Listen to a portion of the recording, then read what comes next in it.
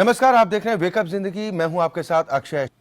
नोटबंदी के बाद ये पहला पूर्ण विधानसभा चुनाव है। हम आपको दो तस्वीरें अब दिखाने जा रहे हैं, पंजाब और गोवा के, जहां पर आज मतदान का दिन है। पंजाब में जहां विधानसभा की 117 सीटों पर चुनाव होने हैं, वहीं गोवा में 40 सीटों के लिए वोटिंग की जा रही है। पंजाब विधानसभा के 117 सदस्यों का चुनाव करने के लिए आज मतदान हो रहा है, जबकि पंजाब में अगर वोटर्स की संख्या की बात की जाए तो 1,98,00,000 मतदाता हैं जो 117 विधानसभा सीटों पर अपने नुमाइंदे चुनेंगे। और इसके अलावा अमृतसर लोकसभा सीट पर उपचुनाव भी आज होगा। विधानसभा की कुल सीटों में 83 जनरल जबकि 34 रिजर्व श्रेणी में रखी गई और इस बार कुल 1145 उम्मीदवार अपनी किस्मत आजमा रहे हैं। चुनाव आयोग ने राज्य भर में कुल 22,615 पोलिंग बूथ्स बनाए हैं। पुलिस के अलावा अर्धसैनिक बलों की 200 कंपनियां सुरक्षा को सुनिश्चित करेंगी। तकरीबन 22,000 सरकारी कर्मचारी वोटिंग के इंतजामों के लिए लगाए गए। जबकि गोवा की अगर बात की जाए तो 40 सीटों के लिए 251 प्रत्याशी अपनी किस्मत आजमा रहे हैं, जिनमें से 19 महिला उम्मीदवार शामिल। 1,642 मतदान केंद्रों पर सुबह 7 बजे से वोटिंग शुरू हो चुकी है और शाम 5 बजे तक वोट डाले जाएंगे। इस बार गोवा में चुनाव आयोग ने सिर्फ महिला पर्यवेक्षकों को चुनाव की निगरानी के लिए तैनात किया है। ये खास बात इस बार के चुनाव में देखने को मिल रही।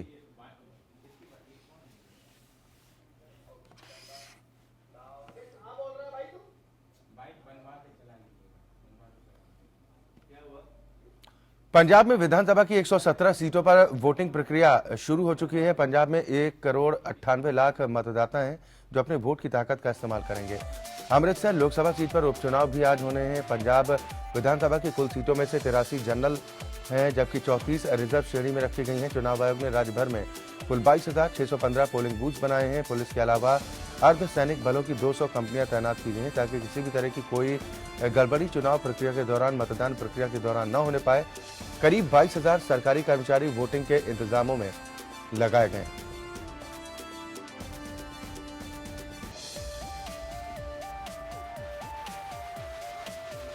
चुनाव आयोग ने राज्य भर में कुल 22,600 पोलिंग बूथ बनाए हैं। साथ ही भारी सुरक्षा व्यवस्था के इंतजाम भी किए गए हैं ताकि किसी भी तरह की कोई गड़बड़ी मतदान प्रक्रिया के दौरान न होने पाए। पुलिस के अलावा अर्धसैनिक बलों की 200 कंपनियां तैनात की गई हैं। पंजाब में वोटिंग प्रक्रिया शुरू हो चुकी है। 117 विधानसभा सीटों के लिए प्रत्याशी अपनी ताल ठोक रहे हैं। आज मतदाता अपनी वोट की ताकत का इस्तेमाल कर रहे हैं। वोटिंग प्रक्रिया शुरू हो चुकी है। कड़ी सुरक्षा व्यवस्था के बीच वोट डाले जा रहे हैं। तकरीबन 22,000 सरकारी कर्मचारी वोटिंग के इंतजामों के लिए लगाए गए हैं ताकि मतदान प्रक्रिया के दौरान किसी भी तरह की कोई बाधा न उत्पन्न होने पाए। सुरक्षा के भी चाक चौबंद इंतजाम किए गए हैं। पंजाब विधानसभा की 117 सीटें हैं जिस पर आज मतदान प्रक्रिया शुरू हो चुकी है। और पंजाब में लंबी विधानसभा सीट की बात की जाए तो सबसे हाई प्रोफाइल सीट यही मानी जा रही है। बड़े चेहरे चुनावी मैदान में हैं। शिरोमणि अकाली दल से मौजूदा मुख्यमंत्री प्रकाश सिंह बादल चुनावी मैदान में है, जबकि कांग्रेस की तरफ से सीएम कैंडिडेट अमरिंदर सिंह ताल ठोक रहे हैं। जबकि आम आदमी पार्टी ने जर्नैल सिंह को इस सीट से टिकट दी है। काफी दिलचस्प मुकाबला लांबी में होने जा रहा है। आपको बता दें कि आम आदमी पार्टी के जर्नैल सिंह यहां से चुनाव लड़ रहे हैं। जर्नैल सिंह दिल्ली के राजौरी गार्डन से विधायक थे, लेकिन इस्तीफा देकर लांबी से आम आदमी पार्टी ने उन्हें कैंडिडेट बनाया। बेहद दिलचस्प मुकाबला यहां पर मौजूदा मुख्यमंत्री प्रकाश सिंह बादल और कांग्रेस के सीएम फेस अमरिंदर सिंह चुनावी मैदान में है, जबकि जर्नैल सिंह भी इस मुकाबले को त्रिकोणीय बनाने की कोशिश करते हुए नजर आएंगे। यानी कि आम आदमी पार्टी यहां पर ताल ठोकती हुई नजर आ रही है। अमृतसर लोकसभा सीट पर आज उपचुनाव भी होने हैं। पंजाब में मतदान प्रक्रिया शुरू हो चुकी है। अब से कुछ ही देर पहले यानी कि ठीक 8 बजे वोटिंग प्रक्रिया शुरू हो गई थी। कड़ी सुरक्षा व्यवस्था के बीच वोट डाले जा रहे हैं। तकरीबन 1,98,00,000 मतदाता हैं जो अपने वोट की ताकत का इस्तेमाल जिन्हें आज करना है। हालांकि चुनाव आयोग की तरफ से तैयारियां पूरी हैं। सुरक्षा के खास तौर पर इंतजाम किए गए हैं। पुलिस के अलावा अर्धसैनिक बलों की 200 कंपनियां तैनात की गई हैं। करीब 22,000 सरकारी कर्मचारी वोटिंग के इंतजाम में लगाए गए हैं ताकि मतदान प्रक्रिया के दौरान किसी भी तरह की कोई दिक्कत, कोई परेशानी ना होने पाए। आज 117 विधानसभा सीटों पर मतदान की प्रक्रिया शुरू हो चुकी है। पंजाब में जहां 1,98,00,000 मतदाता 117 विधानसभा सीटों के उम्मीदवारों की किस्मत का फैसला करेंगे। पंजाब में 117 सीटों पर मतदान प्रक्रिया शुरू हो चुकी है। यहां पर कई उम्मीदवारों की प्रतिष्ठा भी दांव पर। वोटिंग शुरू होने से पहले आज अलग अलग दलों में उम्मीदवारों ने अमृतसर के स्वर्ण मंदिर में माथा टेका। सभी ने यहां पर अपनी अपनी जीत के लिए प्रार्थना की।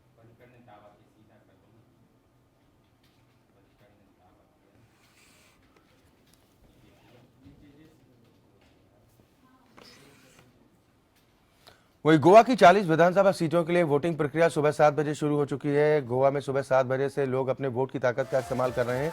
वोटिंग शाम 5 बजे तक चलेगी। 251 उम्मीदवार चुनावी मैदान में हैं। 11 लाख मतदाता 40 विधानसभा क्षेत्रों के सदस्यों का चुनाव करेंगे। कांग्रेस, बीजेपी, आम आदमी पार्टी के बीच में यहां पर टक्कर मानी जा रही है, जबकि महाराष्ट्रवादी गोमांतक पार्टी, गोवा सुरक्षा मंच और शिवसेना भी चुनाव लड़ रही हैं।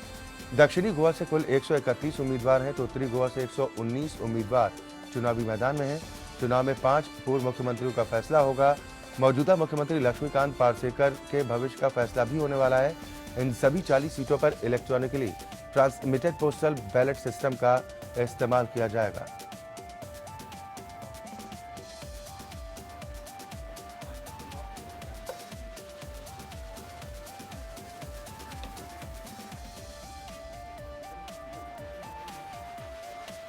गोवा में भी मतदान प्रक्रिया सुबह 7 बजे से शुरू हो चुकी है।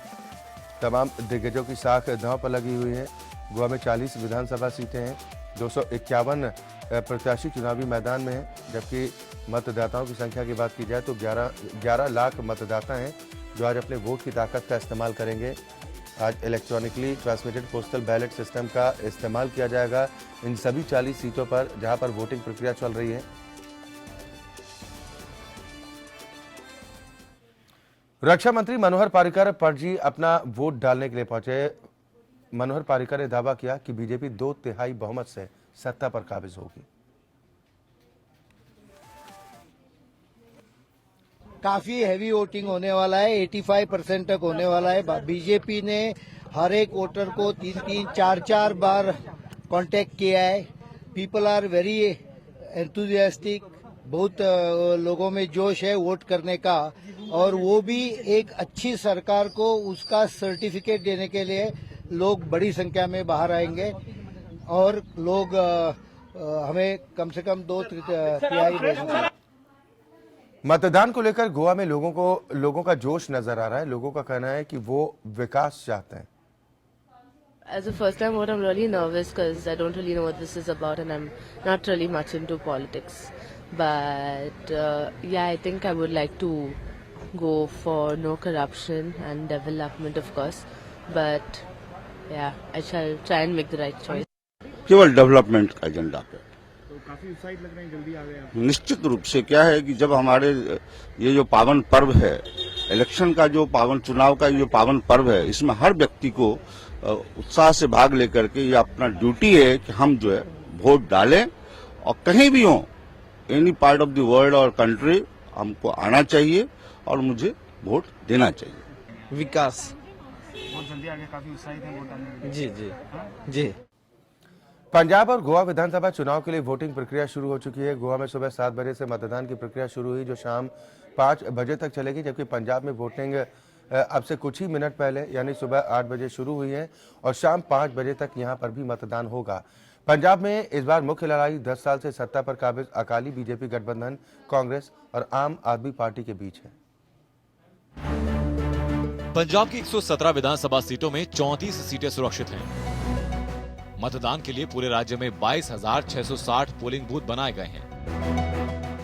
राज्य में सत्ताधारी अकाली दल बीजेपी गठबंधन को कांग्रेस और आम आदमी पार्टी से जबरदस्त टक्कर मिल रही है। इस चुनाव में कई दिग्गजों की किस्मत दांव पर लगी है। मुख्यमंत्री प्रकाश सिंह बादल आखिरी बार चुनाव मैदान में हैं, तो कांग्रेस के सीएम उम्मीदवार कैप्टन अमरिंदर सिंह का भी ये अंतिम चुनाव है। उप मुख्यमंत्री सुखबीर सिंह बादल, नवजोत सिंह सिद्धू आम आदमी पार्टी से भगवंत मान और फुल्का किस्मत आजमा रहे हैं। अकाली दल ने कैप्टन अमरिंदर सिंह को टक्कर देने के लिए जनरल जे सिंह को मैदान में उतारा है। गोवा में 40 विधानसभा सीटों के लिए भी 4 फरवरी को वोट डाले जाएंगे। मतदान के लिए पूरे राज्य में 1,642 पोलिंग बूथ बनाए गए। कांग्रेस जहां 37 सीटों पर चुनाव लड़ रही है, तो वहीं सत्ताधारी बीजेपी ने 36 सीटों पर अपने उम्मीदवार उतारे हैं। पहली बार राज्य विधानसभा चुनाव में अपनी किस्मत आजमाने उतरी आम आदमी पार्टी ने 39 सीटों पर अपने उम्मीदवार खड़े किए हैं। Bureau report, APN. पंजाब में बीजेपी गठबंधन और गोवा में बीजेपी की सरकार है, लेकिन अब इन्हीं राज्यों में बीजेपी को कांग्रेस और आम आदमी पार्टी से कड़ी टक्कर मिल रही। पंजाब की 117 सीटों पर चुनाव इस बार काफी दिलचस्प है। पंजाब में बीजेपी, अकाली दल, कांग्रेस और आम आदमी पार्टी के बीच त्रिकोणीय मुकाबला है। अकाली बीजेपी गठबंधन से प्रकाश सिंह बादल यहां सीएम पद के लिए चेहरा है, तो कैप्टन अमरिंदर सिंह को भी कांग्रेस ने अपनी तारीफ से सीएम का उम्मीदवार घोषित कर दिया है। लेकिन आम आदमी पार्टी किसी को सीएम पद का प्रत्याशी घोषित नहीं कर पाई। यहाँ बेरोजगारी सबसे बड़ा मुद्दा है, इसके बाद विकास, फिर ड्रग्स चुनावी मुद्दा है। सरकार के कामकाज से लोगों की नाराजगी से ज्यादा बड़ा मुद्दा यहाँ नशा है। नोटबंदी की बजाय सरकार की तैयारियों में कमी भी एक मुद्दा है। पंजाब को सामाजिक सांस्कृतिक आधार पर 3 भागों में बांटा जाता है, जिसमें से मालवा में सबसे ज्यादा 69 सीटें हैं, वहीं माझा में 25 और दोआबा में 23 सीटें हैं। मालवा में आम आदमी पार्टी ने साल भर पहले से ही उम्मीदवारों को मैदान में उतार दिया था, लिहाजा मालवा में आम आदमी पार्टी, बीजेपी, अकाली गठबंधन और कांग्रेस पार्टी को कड़ी चुनौती पेश करती नजर आ रही है। आपने यहाँ बैंस से गठजोड़ कर 5 सीटें दी हैं, लेकिन अकाली दल के अध्यक्ष और सीएम प्रकाश सिंह बादल और कांग्रेस के सीएम उम्मीदवार कैप्टन अमरिंदर सिंह भी इसी क्षेत्र से हैं। यहीं की लांबी सीट से दोनों कद्दावर नेता आपस में जोर आजमाइश कर रहे हैं। यहाँ की 35 सीटों पर रविदासी पंथ का अच्छा असर है। डेरा सच्चा सौदा की ओर से दावा किया जाता है कि उसके करीब 5 करोड़ समर्थक हैं, इसलिए अकालियों ने यहाँ डेरा सच्चा सौदा का आशीर्वाद ले लिया है। यहाँ केवल 3 सीटों पर बीजेपी है, बाकी पर अकाली दल, लेकिन राष्ट्रीय पार्टी होने के नाते कांग्रेस भी पूरे दमखम से उतरी हुई है।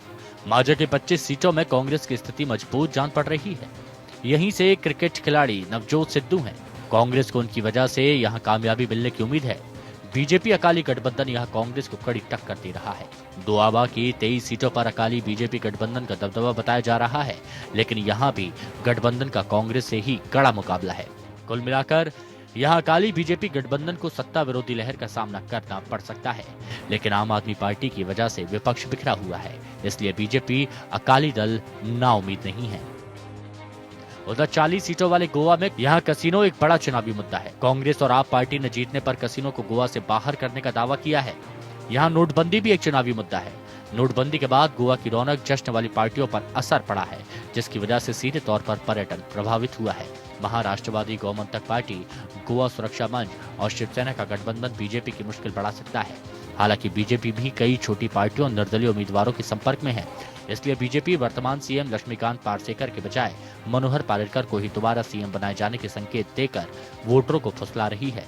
लेकिन आम आदमी पार्टी ने एल्विस गोम्स को सीएम उम्मीदवार बनाया है।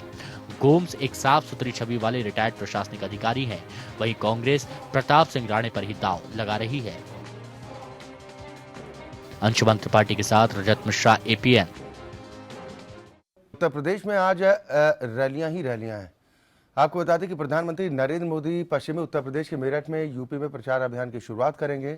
बीजेपी के लिए प्रचार के दौरान मोदी कुल 12 चुनावी रैलियों को संबोधित करेंगे, जिसमें पहली रैली आज मेरठ में। यूपी में प्रधानमंत्री मोदी रैलियों का कार्यक्रम उनका तय हो चुका है। पहले चरण के मतदान से पहले मोदी 2 रैलियों को संबोधित करेंगे, जिसमें पहली रैली आज मेरठ में है, जबकि दूसरी रैली 7 फरवरी को अलीगढ़ में होगी। इसके बाद 10 फरवरी को बिजनौर और 12 फरवरी को पीलीभीत में प्रधानमंत्री की रैली होगी। दोनों ही जिलों में पहले चरण में ही 11 फरवरी को वोट पड़ेंगे और इसलिए बीजेपी ने यूपी के 6 जोन में बांटा है। इस हिसाब से प्रधानमंत्री मोदी हर जोन में 2 रैलियों को संबोधित करेंगे। बीजेपी ने यूपी में मुख्यमंत्री पद का कोई उम्मीदवार घोषित नहीं किया है। पार्टी वहां प्रधानमंत्री मोदी के नाम और काम पर ही चुनाव लड़ रही। माना जा रहा है कि प्रधानमंत्री मोदी हर चरण के चुनाव के लिए कम से कम 2 रैलियों को संबोधित करेंगे। वैसे बिहार विधानसभा चुनाव के दौरान हुई प्रधानमंत्री मोदी की कुल 27 रैलियों की तुलना में यूपी में प्रधानमंत्री मोदी की 12 रैलियां कम।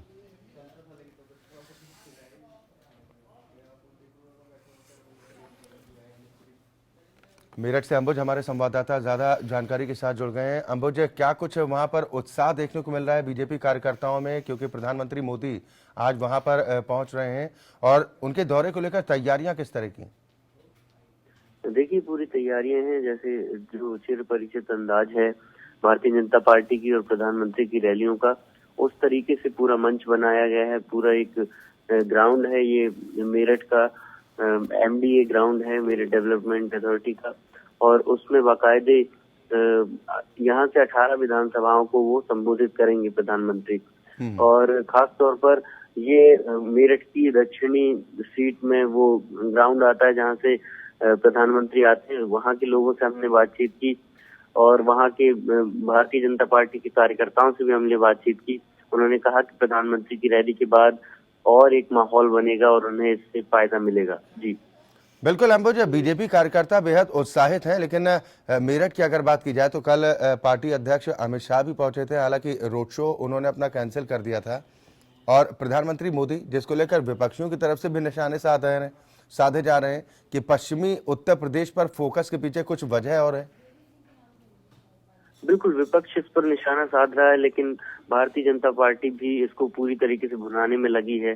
जिस तरीके से कल अमित शाह का यहाँ पर रोड शो था, उन्होंने उसको कैंसिल किया क्योंकि एक व्यापारी के बेटे की हत्या हो गई थी उसकी पहली शाम को, तो उन्होंने उसको कैंसिल करते हुए लेकिन मुद्दा बनाया गुंडाराज को, और जिस तरीके से हत्याएं, लूट और बलात्कार के मामले लगातार सामने आ रहे हैं, तो वर्तमान जो गवर्नमेंट है उस पर निशाना साधा और एक तरह से उसको चुनावी मुद्दा भी बनाते हुए नजर आए थे। जी बिल्कुल। सुरक्षा की अगर बात की जाए, वो सुरक्षा को लेकर क्या कुछ इंतजाम वहां पर देखने को मिल रहे हैं? जब प्रधानमंत्री की रैली होती है तो एक अलग तरह की व्यवस्था होती है। 24 घंटे पहले उसको SPG अपने दायरे में ले लेती है और आकर के पहले एक हफ्ते पहले उस जगह का निरीक्षण होता है जहां पर प्रधानमंत्री रैली करने जा रहे हैं, और उसके बाद लोकल पुलिस बल और SPG की सुरक्षा दोनों ही मिलकर के प्रधानमंत्री जहां से संबोधित करने वाले हैं उस जगह की सुरक्षा करते हैं। तो सुरक्षा पर कोई सवाल नहीं है, सुरक्षा बहुत चाक चौबंद है क्योंकि प्रधानमंत्री वहां से संबोधित करने वाले हैं। जी बिल्कुल। चुनाव के दौरान रैलियों के माध्यम से अपनी पार्टी के पक्ष में माहौल बनाने की कोशिश सभी राजनीतिक दलों से की ओर से की जाती है। अंबुज, कितनी संभावना जाहिर की जा रही है या फिर बीजेपी के कार्यकर्ता क्या कुछ दावा कर रहे हैं कि प्रधानमंत्री की इस जनसभा में तकरीबन कितनी भीड़ जुटने की संभावना है? हमने बात की तो लोगों ने कहा कि जब इससे पहले प्रधानमंत्री यहाँ पर प्राइम मिनिस्टर के उम्मीदवार बन के आए थे, तब एक रैली जो यहाँ पर हुई थी उसी ग्राउंड में हुई थी, तो वो काफी बड़ा दायरा उन्होंने कवर किया था और कहा था कि उस समय पर 5 से 8 लाख लोग वहां पर आए थे।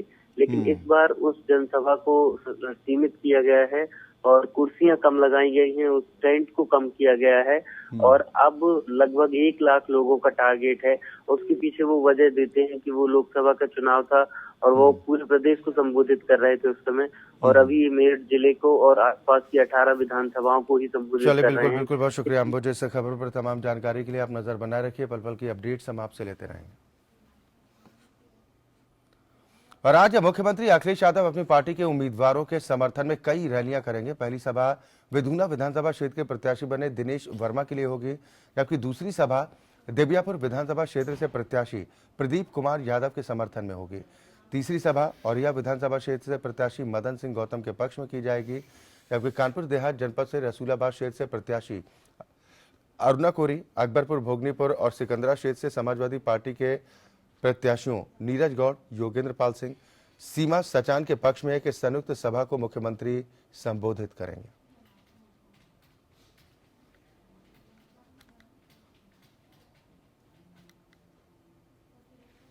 तो आज मुख्यमंत्री अखिलेश यादव अपनी पार्टी के उम्मीदवारों के समर्थन में कई रैलियां करेंगे। पहली सभा विधूना विधानसभा क्षेत्र के प्रत्याशी बने दिनेश वर्मा के लिए होगी, जबकि दूसरी सभा देबियापुर विधानसभा क्षेत्र से प्रत्याशी प्रदीप कुमार यादव के समर्थन में होगी।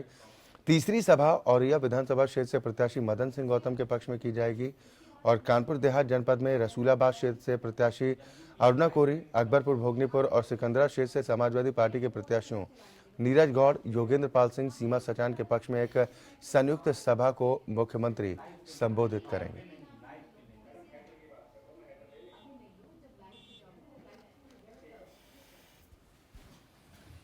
विक्रम मिश्रा हमारे संवाददाता इस खबर पर ज्यादा चर्चा और बातचीत के साथ जुड़ रहे हैं। विक्रम, रैलियों का रेला देखने को मिल रहा है। एक तरफ प्रधानमंत्री मोदी भी जनसभा को संबोधित करेंगे, लोगों को बेसब्री से इंतजार है।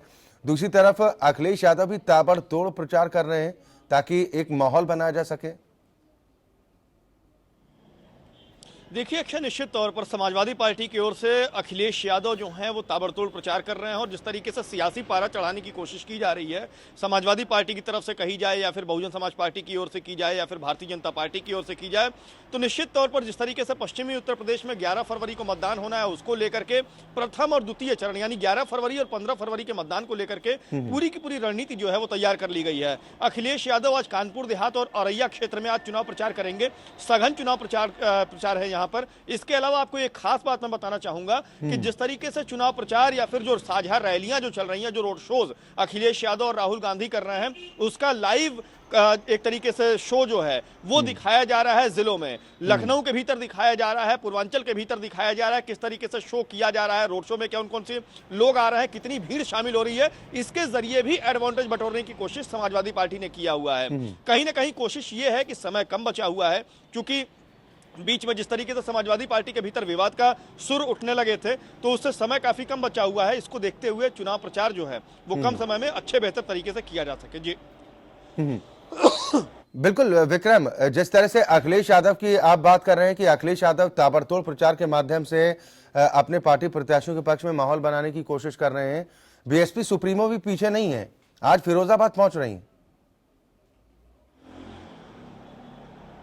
देखिए निश्चित तौर पर अक्षय, जिस तरीके से बहुजन समाज पार्टी की ओर से अगर स्टार कैंपेनर की बात कही जाए तो मायावती का नाम ही सबसे पहले शुमार होता है और मायावती आज फिरोजाबाद में चुनाव प्रचार करेंगी। और कहीं ना कहीं कोशिश ये साफ है कि बहुजन समाज पार्टी दलित वोटों के साथ जो व्यापारी पे जो जिस तरीके का हत्या हुआ है, गोली मार के हत्या की गई है, उसको लेकर के व्यापारियों का एक वर्ग, चूंकि फिरोजाबाद व्यापारी वर्ग से आता है, व्यापारिक क्षेत्र माना जाता है, तो उसको लेकर के कहीं ना कहीं कोशिश ये होगी कि व्यापारियों के एक बड़े धड़े को अपने फेवर में लिया जाए। दूसरी बात, मुस्लिम बाहुल्य इलाका होने के कारण मुस्लिम और जाट का वोट बैंक जो है उसके पक्ष में भी मायावती एक बेहतर तरीके से अपने बातों को रख सकती हैं। जिस तरीके से किसानों के मसले को लेकर के मायावती ने तमाम रणनीतियां बनाई हैं, तमाम बातों को लेकर के वो बीच बीच में चीजों को कहती रही हैं, चाहे वो गन्ना किसान हो या फिर मुजफ्फरनगर बिसाड़ा जैसे दंगे की बात कही जाए, तो मायावती लगातार कानून व्यवस्था को लेकर के अखिलेश सरकार पर हमलावर रही हैं और अखिलेश यादव भी इन सभी मसलों को लेकर के जवाब देते रहे हैं। दूसरी बात अगर देखा जाए तो मायावती ही पहली शख्सियत है जो साफ तौर पर यह कह रही हैं कि अखिलेश यादव दागी हैं। तो कहीं ना कहीं साफ तौर पर यह चुनाव प्रचार का एक रंग देखने को मिल जाता है कि चुनाव का जो मेन अहम मुद्दा जो है वो त्रिकोणीय हो चुका है और त्रिकोणीय के साथ साथ इसमें बहुजन समाज पार्टी, कांग्रेस और समाजवादी पार्टी का गठबंधन और भारतीय जनता पार्टी, ये तीनों के तीनों आपस में लड़ रहे हैं। लड़ाई काफी नेक टू नेक की है, लेकिन कोशिश सबकी है कि ज्यादा से ज्यादा वोट बैंक और ज्यादा से ज्यादा पोलिंग जो है वो कराई जाए और जीत करके सरकार बनाई जाए। बिल्कुल विक्रम, एक खबर और भी है जो लोगों का ध्यान अपनी ओर केंद्रित करने की कोशिश कर रही है। नेताजी मुलायम सिंह यादव की बात कर रहे हैं, जो ये कहा जा रहा है कि वो लोकदल के लिए अब चुनाव प्रचार करेंगे। स्टार प्रचारक के तौर पर उनका नाम पहले पायदान पर रखा गया है। हालांकि नेताजी की तरफ से अभी इस बात की पुष्टि नहीं है। इस खबर में कितनी सच्चाई है विक्रम? देखिए, लोकदल की अगर बात कही जाए तो लोकदल की तरफ से सुनील सिंह जो है वो लगातार नेताजी से बातचीत शुरुआती दौर में करते रहे हैं और कोशिश यही की जा रही थी कि नेताजी और शिवपाल सिंह यादव जो हैं वो लोकदल के बैनर तले चुनाव मैदान में उतरे और चुनाव लड़े समाजवादी पार्टी के विरोध में। लेकिन नेताजी ने इसको सिरे से खारिज कर दिया है और वहीं पर शिवपाल सिंह यादव जी ने भी यशवंत नगर से अपना सीधे तौर पर अपना पर्चा दाखिला जो है वो कर दिया है। तो ये कोशिश निश्चित तौर पर एक तरीके से फेल्योर मानी जा रही है। दूसरी बात, अब एक तरीके से लेटर हेड पर जारी किया गया है लोकदल के कि नेताजी पहले पायदान पर उनका नाम रखा गया और स्टार प्रचारकों में उनकी सूची में पहले पायदान पर उनका नाम रखा गया है। कोशिश ये है कि नेताजी के नाम पर ज्यादा से ज्यादा वोटों को पोलराइज किया जा सके। मैं ये नहीं कहूंगा कि उनका कोई भी कैंडिडेट जीत रहा है या हार रहा है, लेकिन पोलराइज करने की कोशिश है नेताजी के नाम पर। और नेताजी ने इसको सिरे से खारिज करते हुए उन्होंने साफ तौर पर बता भी दिया कि वो सबसे पहले प्रचार करेंगे शिवपाल सिंह यादव का यशवंत नगर से और उसके बाद दूसरे नंबर पर प्रचार करेंगे वो गठबंधन का यानी अखिलेश यादव का। तो कहीं ना कहीं साफ तौर पर जाहिर हो रहा है कि लोकदल एक सस्ती लोकप्रियता के लेने के लिए इस तरीके के पूरे हथकंडे अपना रहे हैं। हालांकि अभी भी नेताजी की ओर से काफी कुछ चीजें साफ नहीं हुई हैं और नेताजी का बयान भी इस मसले में आना जरूरी है, क्योंकि नेताजी एक अहम कड़ी है इस पूरे चुनाव प्रचार के बीच की। क्योंकि जिस तरीके से समाजवादी कुनबे के भीतर जिस तरीके से विवाद का सुर उठ रहा था, उसको लेकर के नेताजी का बयान जो है वो सुबह कुछ होता था, शाम में कुछ होता था, यानी बयान लगातार उनके बदलते रहे हुए हैं। तो इसको लेकर के बहुत ज्यादा हैरान होने की बात नहीं है कि नेताजी जो है हो सकता है कि कुछ प्रत्याशियों को लेकर के लोकदल के चुनाव प्रचार भी कर सकते हैं। जी चलिए, बिल्कुल, बहुत शुक्रिया विक्रम। इससे खबरों पर तमाम चर्चा और बातचीत के लिए आप नजर बनाए रखिए। पल पल की अपडेट्स हम आपसे लेते रहेंगे। वहीं आज बीएसपी सुप्रीमो और पूर्व मुख्यमंत्री मायावती की चुनावी जनसभा फिरोजाबाद में होनी है। बसपा ने फिरोजाबाद विधानसभा से पूर्व विधायक नसीरुद्दीन के बेटे खालिद नसीर पर एक बार फिर दांव खेला है। जसराना से शिवराज यादव, सिरसागंज से ठाकुर राघवेंद्र, शिकोहाबाद से शैलेंद्र यादव को प्रत्याशी घोषित किया गया, जिनके लिए चुनावी प्रचार होगा। टुंडला से 2 बार लगातार जीत दर्ज करा चुके राकेश बाबू एडवोकेट को इस बार हैट्रिक का मौका दिया गया।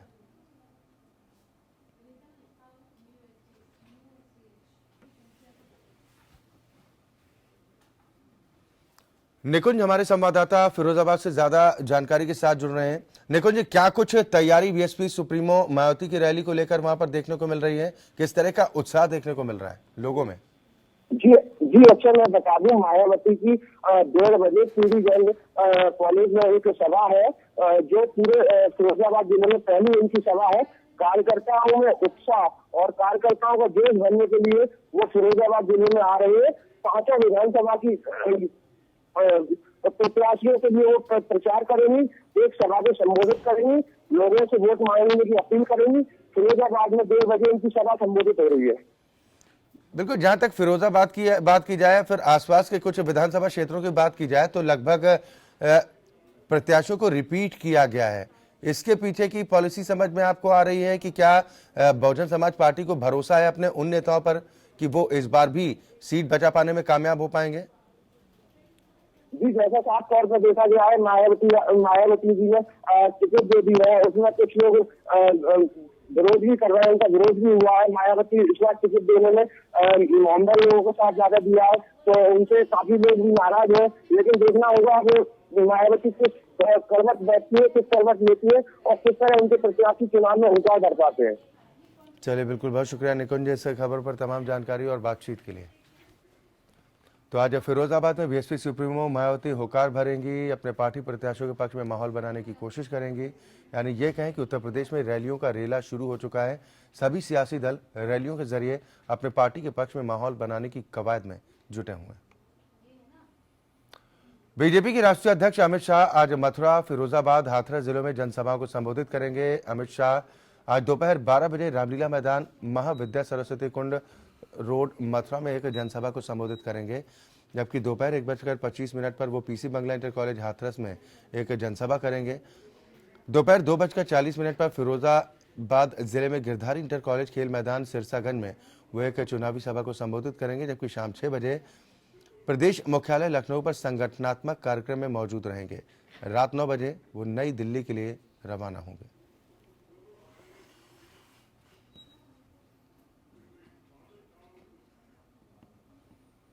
उधर बीजेपी के कई बड़े नेता आज चुनावी मैदान में उतरने वाले हैं। केंद्रीय गृह मंत्री राजनाथ सिंह आज बदायूं, एटा और आगरा जिले में जनसभाओं को संबोधित करेंगे। केंद्रीय मंत्री पीयूष गोयल सहारनपुर जिले में जनसभाओं को संबोधित करेंगे, जबकि रविशंकर प्रसाद आगरा में पत्रकार वार्ता करेंगे और शाम 6 बजे गाजियाबाद में पत्रकार वार्ता करेंगे। केंद्रीय मंत्री स्मृति ईरानी बीजेपी प्रदेश मुख्यालय में रहेंगी। केंद्रीय मंत्री साध्वी निरंजन ज्योति सुबह 11 बजे चित्रकूट और मानिकपुर विधानसभाओं के बीजेपी प्रत्याशियों के नामांकन में साथ रहेंगी। केंद्रीय मंत्री कृष्णा राज लखीमपुर खीरी में कार्यक्रम में रहेंगी, जबकि बीजेपी राष्ट्रीय मंत्री डॉक्टर महेंद्र सिंह 4 फरवरी को दोपहर 12 बजे बांदा, तिंदवारी, बबेरू और नरेनी विधानसभाओं के बीजेपी प्रत्याशियों के नामांकन के वक्त मौजूद रहेंगे।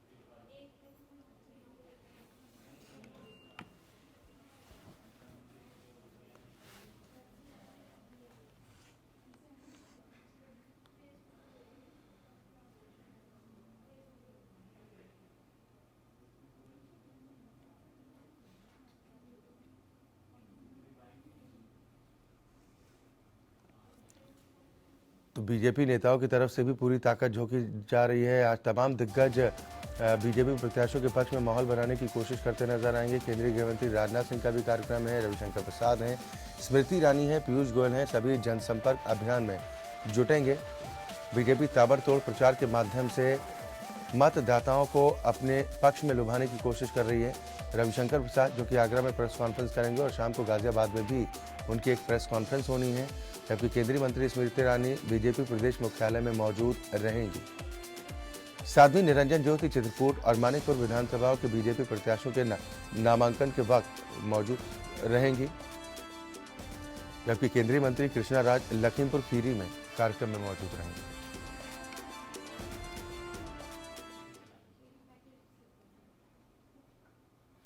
यूपी की राजनीति के अपने आप में एक अनोखा घटनाक्रम यहां पर सामने आया। लोकदल ने अपने स्टार प्रचारकों की एक लिस्ट जारी की है, जिसमें समाजवादी पार्टी के संरक्षक मुलायम सिंह यादव को पहले पायदान पर रखा गया। लोकदल ने 14 स्टार प्रचारकों के नाम घोषित किए हैं, जिनमें मुलायम सिंह यादव को आजमगढ़ से सांसद बताते हुए नंबर 1 पर रखा गया है। लोकदल के राष्ट्रीय अध्यक्ष चौधरी सुनील सिंह की स्वीकृति से यह सूची पार्टी के प्रदेश अध्यक्ष SP सिंह कुशवाहा ने जारी की। लिस्ट में सुनील सिंह को दूसरे तो खुद कुशवाहा को तीसरे नंबर पर रखा गया है। लोकदल के स्टार प्रचारकों की फहरिस्त में अभिनेता राजपाल यादव और मकरंद देशपांडे का नाम भी शामिल है। लोकदल ने इस बार विधानसभा चुनाव में करीब 300 सीटों पर चुनाव लड़ने का फैसला किया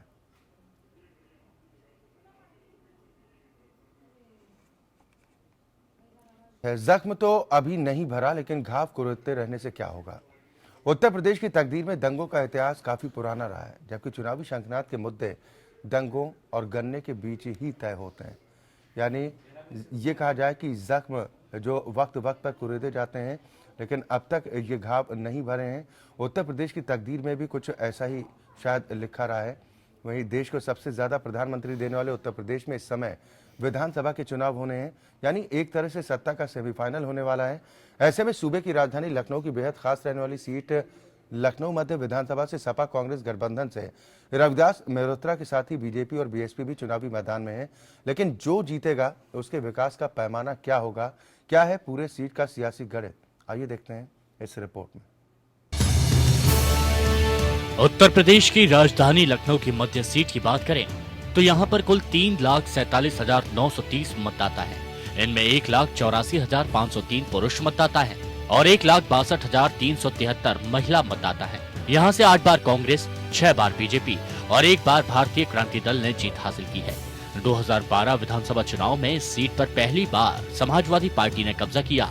बीएसपी अभी तक इस सीट को जीतने में नाकामयाब रही है, लेकिन इस बार का चुनाव बेहद खास है। इस सीट पर समाजवादी पार्टी के सिंबल पर प्रत्याशी चुनाव मैदान में है, जबकि बीजेपी और बसपा भी यहां से अपने प्रत्याशियों को मैदान में उतार चुकी हैं।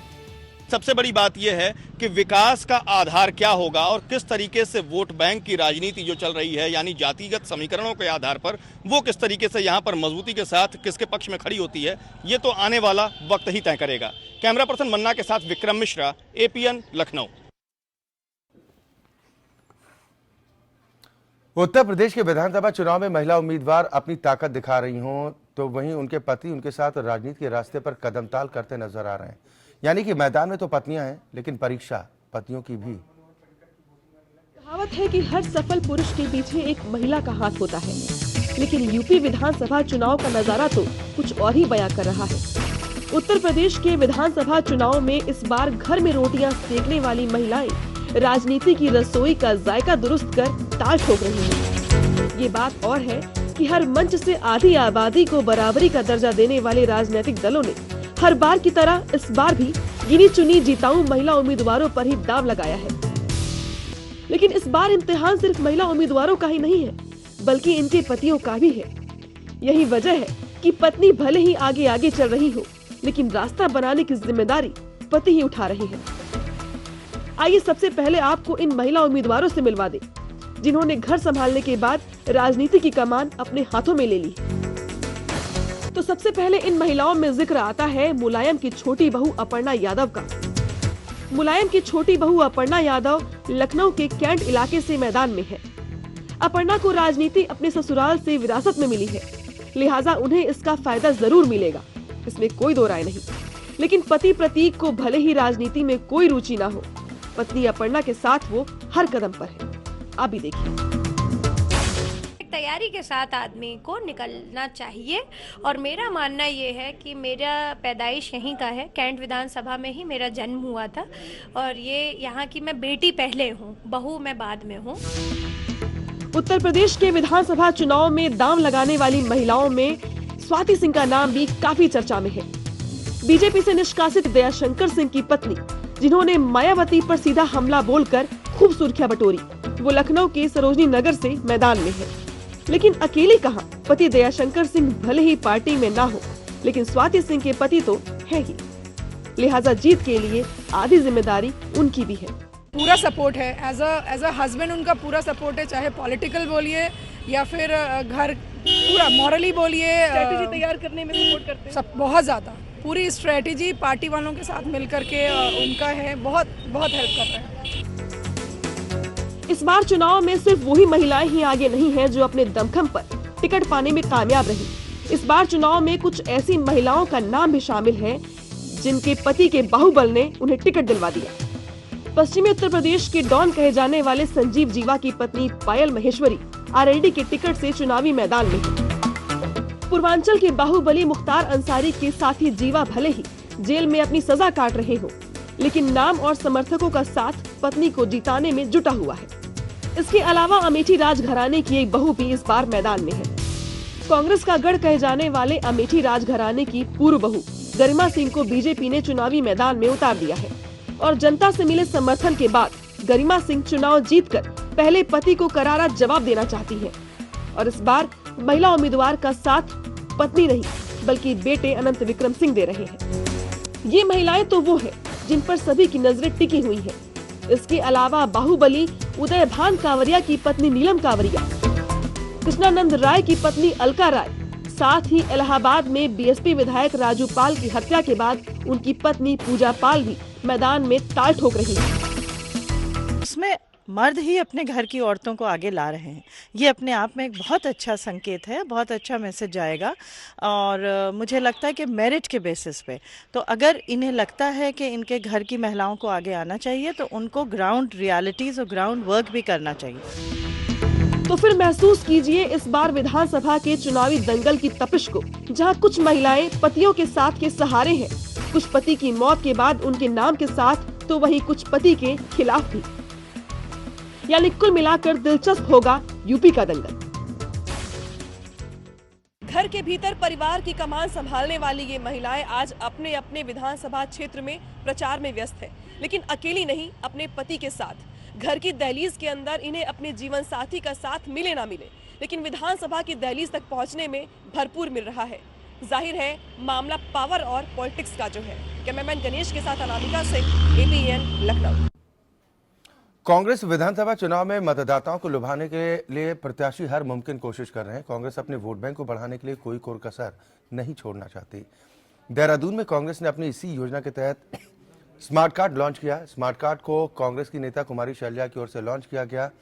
इस कार्ड के जरिए उत्तराखंड चुनाव के बाद सूबे में कांग्रेस की सरकार बनने पर बेरोजगारों को हर महीने बेरोजगारी भत्ते के तौर पर 2500 रुपए दिए जाने की बात कही गई।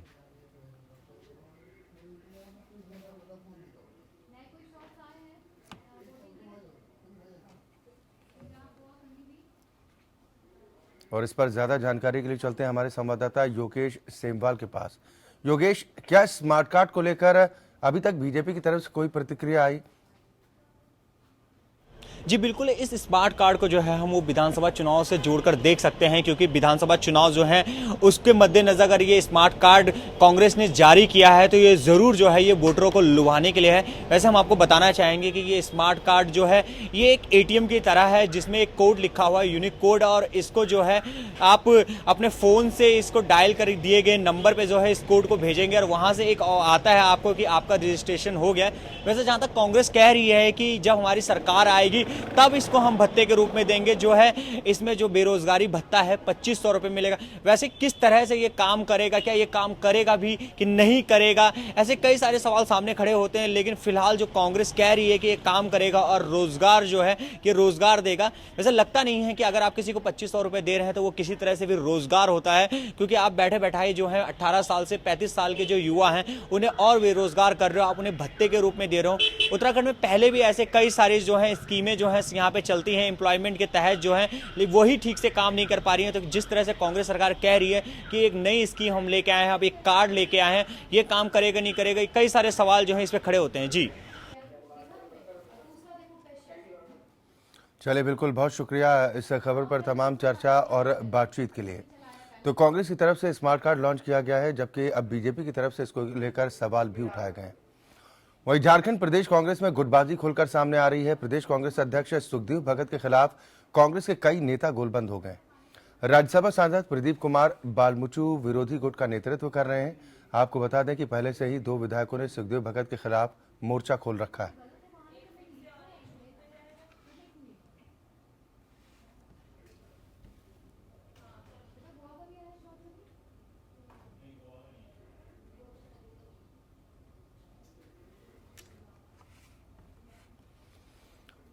और इस पर ज्यादा जानकारी के लिए चलते हैं हमारे संवाददाता ज्ञान रंजन के पास।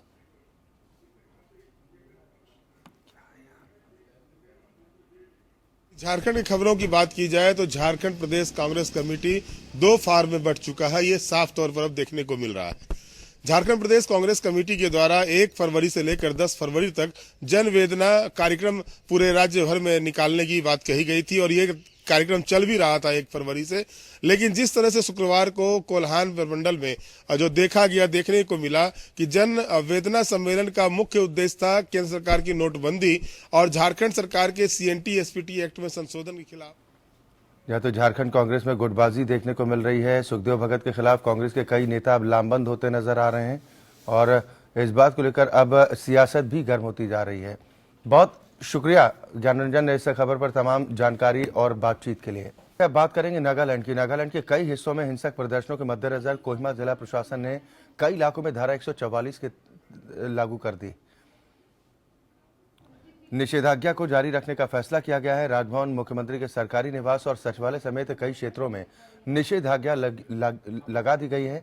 नागालैंड के पुलिस महानिदेशक LL डोगेल ने बताया कि पुलिस, CRPF और असम राइफल्स ने राजभवन, मुख्यमंत्री के सरकारी निवास और सचिवालय की सुरक्षा को संभाल रखा है।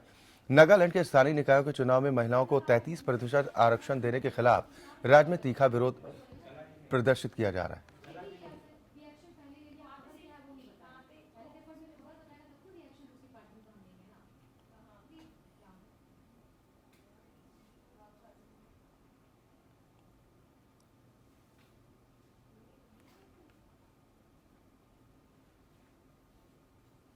और चलिए अब नजर डालेंगे सुपरफास्ट खबरों पर। नीट परीक्षा में फेरबदल और आयु सीमा के विरोध में कानपुर से मेडिकल की तैयारी कर रहे हजारों छात्र छात्राओं ने जमकर हंगामा किया।